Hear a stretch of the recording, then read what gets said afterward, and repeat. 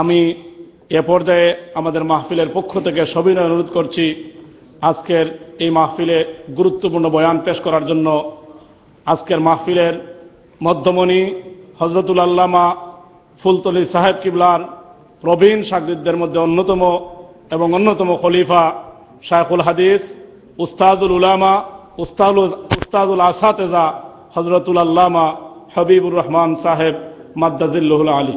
আসসালামু আলাইকুম। نحمده ونصلي ونسلم على حبيبه الكريم وعلى آله وأهل بيته وأصحابه أجمعين. أما بعد فأعوذ بالله من الشيطان الرجيم. بسم الله الرحمن الرحيم.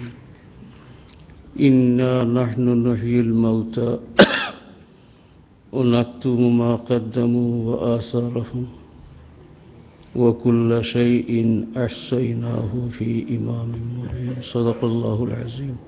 صلى الله على سيدنا مولانا محمد وعلى آله وصحبه. صلى الله على سيدنا مولانا محمد وعلى آله وصحبه. صلى الله على سيدنا ومولانا محمد وآله وصحبه وسلم. محترم حاضرين, সময়ের স্বল্পতার খেয়াল রাখিয়া কথা কইতে আজকের এই মহান মাহফিল যে আল্লাহ রাব্বুল আলামিন আমরা শরীক হওয়ার তৌফিক দান করছেন, আল্লাহ তাআলার শুকরিয়া আদায় করি আলহামদুলিল্লাহ। আগের যুগ থেকে আমরা মুসলমান সমাজও একটা ব্যাপার দুই দ্বারা ধরছে। এই দুই দ্বারা দটাও পালা আলহামদুলিল্লাহ, কিন্তু এর দ্বারা অনেক সত্য গোপন হয়ে গেছে। মুহাদ্দিসিনে কেরাম আগ জমানার, আউলিয়ায়ে কেরাম আগ জমানার দুই দ্বারা মানুষে বানাইলিছেন যে যারা মুহাদ্দিসিন এরা বড় অলি আল্লাহ নাই, আর যারা আউলিয়ায়ে কেরাম এরা বড় মুহাদ্দিস নাই। এটা একটা লাইন দড়ি লিছে কেমনে কেমনে, কিন্তু আসলে বিষয়টা ঠিক ইলা নাই। যেমন ইমামুত তাবিঈন হযরত ইমাম হাসান বসরি রহমতুল্লাহ আলাইহি দুনিয়ার মানুষে আমরা চিনি টানে এক বড় অলি আল্লাহ হিসেবে। হাসান বসরির বড় এক অলি আল্লাহ চিনেন না আপনারা? যাতে খেউর ভিতরে এই ভুল ধারণা আইছে যে তাইন মুহাদ্দিস নাই, হদিসের লগে তান কোনো সম্পর্ক নাই। অথচ হাজার হাজার হদিস তাইন সাহাবায়ে কেরাম তাকে রেওয়ায়াত করছেন। ব্যবহার হয়েছিল এই যেগুলো একগুলো রাসূলুল্লাহ সাল্লাল্লাহু আলাইহি সাল্লামের হদিস শরীফরে রেওয়ায়াত করা, লেখানি পড়ানিরে গুরুত্বপূর্ণ মনে করিয়া উঠলিয়া ব্যস্ত হয়ে গেছে। আরেক গুরে দেখছেন যে হদিস পড়ানি রেওয়ায়াত করার ব্যস্ততা নিছেন বড় এক জমাতে। তে আমরা কিছু মানুষের তাজকিয়ায়ে বাতিন কল্প পরিষ্কার করা লইয়া ব্যস্ত হই। ইমাম হাসান বসরি রহমতুল্লাহ আলাইহি তেমন হদিসের বড় কোনো কিতাবও লেখছেন না, এবং দুনিয়ার মানুষে তানে ফির সাহ হিসাবে চিনেন। তবে আমরা জানার দরকার হযরত হাসান বসরি রহমতুল্লাহ আলাইহি কেবল ফির সাহ আসলা না, কেবল ওলি আল্লাহ আসলা না, তাই ও দরজার বড় ইমামে হাদিস আসলা যে ইমাম বুখারী রহমতুল্লাহ আলাইহি তান বুখারী শরীফও তান নিজের খতারে সবল বানাইবার লাগি ইমাম হাসান বসরির উক্তিরে আনিয়া পেশ করছে। যে ব্যক্তিত্বর দ্বারা ইমাম বুখারী রহমতুল্লাহ আলাইহি তান সপক্ষে দলিল পেশ করছেন, এই মুহাদ্দিস নাই কোয়া ঠিকই মনে করছে। এই কাহিনী হইলে বহুত লম্বা ইতিহাস, ইবা যাইবার হাম নাই।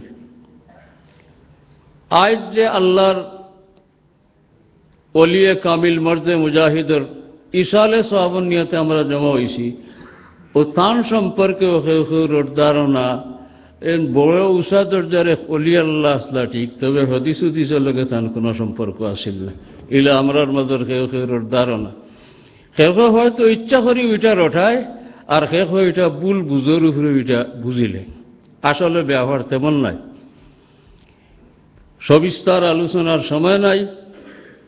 হযরত ফুলতলি রহমতুল্লাহ আলাইহি যদিও কুদওয়াতুস সালেকিন, কুতবুল আউলিয়া, সুলতানুল আরিফিন আসলা, তাতে কোনো শক নাই, সন্দেহ নাই, কিন্তু সাথে সাথে উসা দরজার এক মুহাদ্দিস, এক শেখুল হাদিসও আসলা, তাতেও কোনো সন্দেহ নেই। হযরত ফুলতলি সাহেব কিবলা রহমতুল্লাহ আলাইহি হাদিস শরীফ পড়ছেন রামপুর আলিয়া মাদ্রাসাত। তো রামপুর আলিয়া মাদ্রাসা হইতে একটু ঐতিহাসিক তাৎপর্য আলোচনা করার দরকার। এক যুগে মুরাদাবাদ শাহী মসজিদ মাদ্রাসা বড় নামকরা, বড় উন্নত আছিল। যুগর পরিবর্তনের লগে লগে একটু দুর্বলতা আইছে, রামপুরের খুব নাম ফেলিছে। রামপুরের নাম একটু কমছে, দেওবন্দর নাম একটু বেশি বাড়ি গেছে। যুগর পরিবর্তনের লগে ইতা হয়। হযরত ফুলতলি সাহেব কিবলা রহমতুল্লাহ আলাইহির রামপুর আলিয়ার হদিস পড়নেওয়ালা তান উস্তাদ মৌলানা খলিলুল্লাহ রামপুরি সাহেব, মৌলানা ওজিহুদ্দিন খান রামপুরি রহমতুল্লাহ আলাইহি আগিয়া কয়েকদিন বইছেন না খালি হদিসের শেষ পরীক্ষা, টাইটেলের পরীক্ষা দিছেন এবং উচ্চ দরজার নম্বর পাইছেন, আলা দরজার নম্বর পাইয়া পাস করছেন। কারণ রামপুর আলিয়াত থাকি তান উস্তাদ হলর দস্তখত করা যে হদিসের সনদ তানে দেওয়া হয়েছিল, আমি সচক্ষে ফুলতলি সাহেব কিবলার গরু সনদ ভরিয়া দেখছি। কথা লম্বা করিলে আরো লম্বা হয়ে যায়, লম্বা যেতাম চাই না, আমার বেশি তঙ্গি লাগে। হযরত মাইজুল সাহেবের তিয়া আমি যে আগে তান ফোড়ানির জীবনে আমার জানা মতো ছোট আসলাম, বদরপুর আলিয়া মাদ্রাসাত টাইটেল খুলে হইল, তেন হদিস পড়াইছেন সুননে তিরমিজি শরীফ। পার্টিশনের পরে দেশত তসিব আনি লিছেন, ইন্ডিয়া লগের সম্পর্ক কমি গেছে, আহ্বান হইয়া পড়াইছেন। আমার জানা মতো গাছবাড়িত হদিস পড়াইছেন।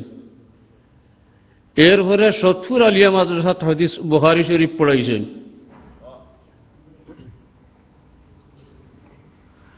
এরপরে ইসামতি আলিয়া মাদ্রাসাত বুখারী শরীফ পড়াইছেন।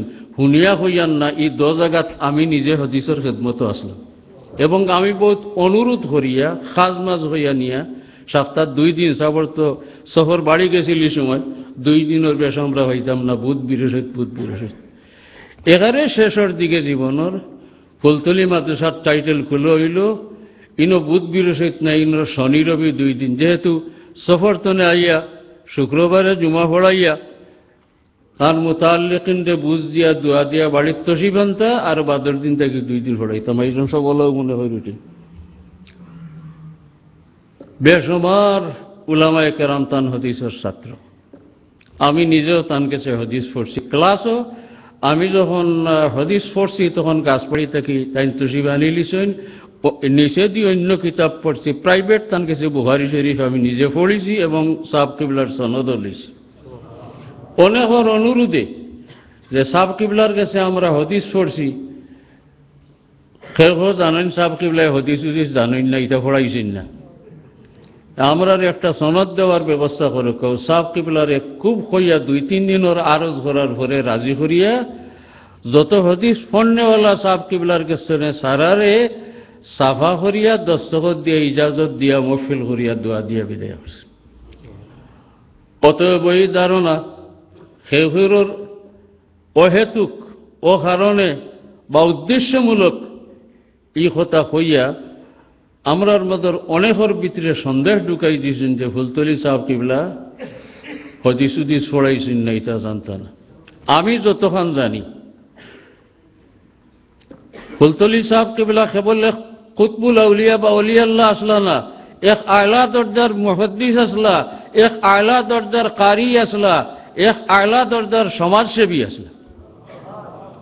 ফুলতলি সাহেব কিবলার কুরআন শরীফ পড়া মক্কা শরীফ শেখুল কুররা আহমদ হেজাজি রহমতুল্লাহ আলাইহি যখন সৌদির কিরাতের সবথেকে বড় ফরিক